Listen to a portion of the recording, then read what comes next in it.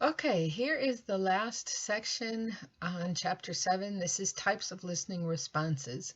This section is fairly long, and because it's taking forever for my computer to upload these audio PowerPoints, I am going to split it into two pieces. Otherwise, it won't upload until Friday or something. So what we're doing is we're going to look at types of listening responses.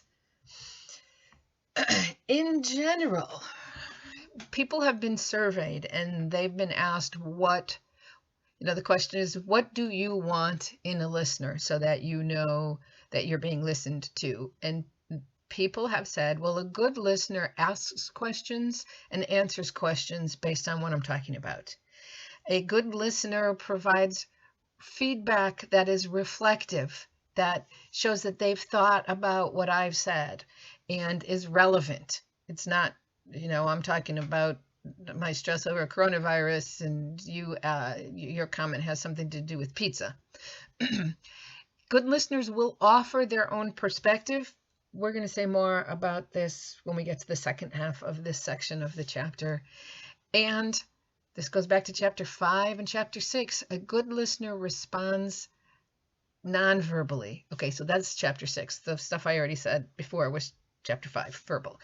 And a nonverbal response is eye contact. It's also nodding when the person is talking and leaning forward. So what I did below was I copied from the textbook from page 208.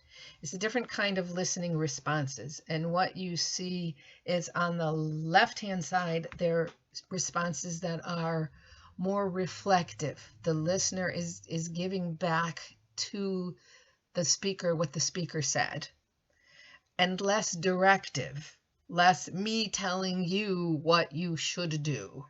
So the ones on the right-hand side are the opposite. They're much more directive. Well, here, I'm going to tell you what I think about this, and they're less reflective.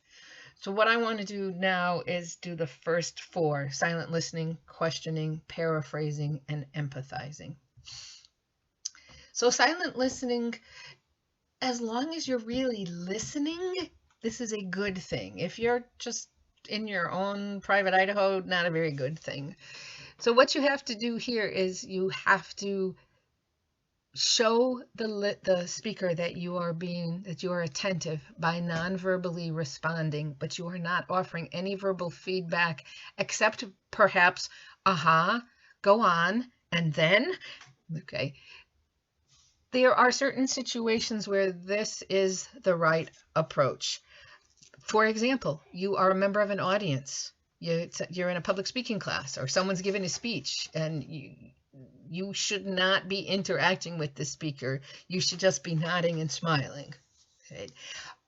Probably the most important reason to use silent listening is you're helping people solve their own problems instead of jumping in and saying, oh, have I got the solution for you? Okay. The second, still reflective and not very directive, is asking questions. Why would you ask questions? I mean, what's the purpose? To clarify meanings. Okay, so when you said such and such, what did you mean by that? Or to learn about others' thoughts, feelings, and wants. If you are trying to find out what other people are thinking or what they're feeling or what they want, it's a good idea to ask an open-ended question. For example, what can I do to help? Because there's a lot of different responses. If you have a closed question, can I bring over a lasagna?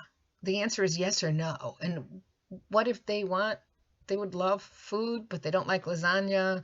Or what if they don't really need food, they need someone to watch the kids? So that's why an open question is better.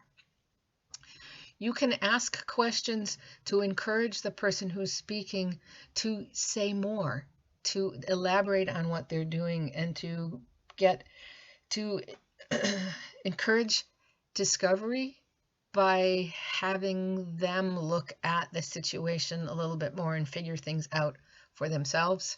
And it's also it's a very good way to gather more facts and more details about what the person is talking about.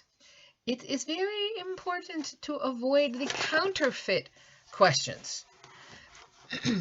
When you're doing a counterfeit question, you're not really asking a question, you are sending a message.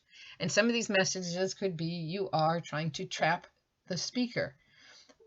Where you say, you didn't like that movie, did you? Well, if they say, well, yes, I did, there's an argument. If you say, no, I didn't, okay. Sometimes there are questions that make statements. I like the one the book said, are you finally ready? Are you really asking a question? I mean, it's obvious that they're ready. You're just showing that you're frustrated with them. There are questions, this is one of my favorites, questions that carry a hidden agenda. Are you doing anything this weekend? And when you say no, they say, great, I need to move. Okay. There are questions that seek a positive judgment, as the textbook says, or that have a specific correct answer. I, I think one of the questions, that women are supposed to be notorious for this. Does this outfit make me look fat? What is the correct answer to that one? You have to say, absolutely not. Okay, so that is not a real question. And then there are questions that are based on unchecked assumptions. That, why aren't you listening to me? Are you sure that person isn't listening? So a genuine question would be, are you listening to me? Okay. Another one, and this, you've probably done paraphrasing in a writing class. And it's the same kind of thing where you are restating in your own words what the original, what the author, what the speaker said. So it's the message that you thought the speaker sent. It's very important when you paraphrase that you change the speaker's wording. For example, and if you don't change their wording, instead of paraphrasing, you're doing what's called parroting. So somebody says, I'm so frustrated with class. And you say, oh, so you're frustrated with class? And they say, yeah, Professor Yowen is so unfair. And you go, oh, so your professor's unfair? After a couple of back and forths like this, the person is going to say, are you making fun of me? So you need to, instead of just spitting back what the person said, offer an example of what you think the speaker is talking about, or reflect the underlying theme of the speaker's remarks, which basically means you're either paraphrasing the factual information, what they said, or you're paraphrasing the personal information, what the person felt. So if you're paraphrasing factual information, you would use a questioning tone. And you might, I like to start paraphrasing with something like, so if I understood you correctly, you're saying, or let me get this right, are you saying that? and then you go into what you believe that you heard. If you're paraphrasing the personal information, it's a little more challenging because what you're picking up on is probably the nonverbals. You're listening to what the speaker is thinking, feeling, and wanting. And there's a really great example in the textbook on page 213. So the person says, Maria has hardly been home all week. She's been so busy with work. She rushes in just long enough to eat dinner, then she buries herself writing code until bedtime. Then she tells me today she's going out Saturday with some friends from high school. I guess the honeymoon is over. I know people don't really talk like that anymore. But here's a paraphrase. Could be, sounds like you're unhappy because you think Maria is ignoring you and you want her to spend more time with you. Okay. Are you sure that's what's going on? No, that's why your voice sounds a little bit like, I'm not sure, but. Or you could say something. The first one says, so I think you're unhappy. And the second one says, so you're frustrated because you'd like Maria to change, but you think it's hopeless because you have such different priorities. Okay, so a paraphrase doesn't have to be right. It doesn't have to be long.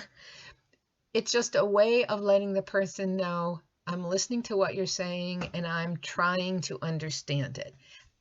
I will tell you, it is very awkward the first couple of times that you do it. I know in my own writing, I don't like to paraphrase. I like to quote and summarize, and I skip paraphrasing.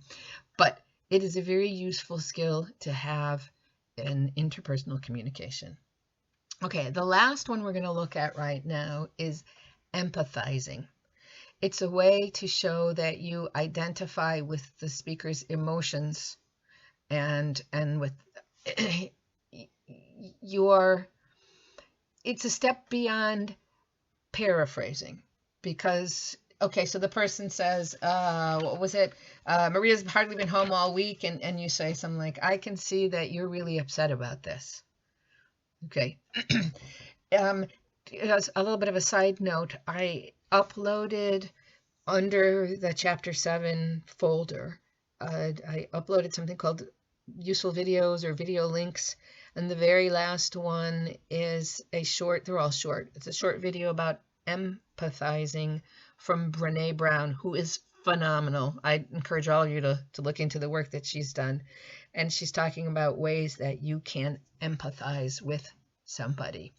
All right, in empathizing, you are not evaluating what the person said, and you're not supporting. I mean, you're not saying, I think you were right. You're basically saying, I understand the way that you feel. Make sure, and these are the ones towards the bottom of this page are false empathies, if that's actually a word. Denying the others the right to their feelings. Don't worry about it. My mom does that all the time, and she means well, but it doesn't always feel right. Or minimizing the significance of the situation. Oh, you think you have it bad, or, oh, well, it's only, it's only, you only lost a finger, at least you didn't lose your whole arm. Don't focus on yourself. I do this. This is something I'm working on. And if you're like me, you do this for the most charitable of reasons. You want to show the person that you have had a similar experience, but it becomes stage hogging, right? It's all about me. It's not about you. So to say, like, I know what you're going through. I've been through something similar, and don't go into the story about what you've gone through. And don't rain on the person's parade. Like somebody says, hey, I got a raise, I got 3%. You're like, wow, 3%, that's nothing. You should be getting at least 5%.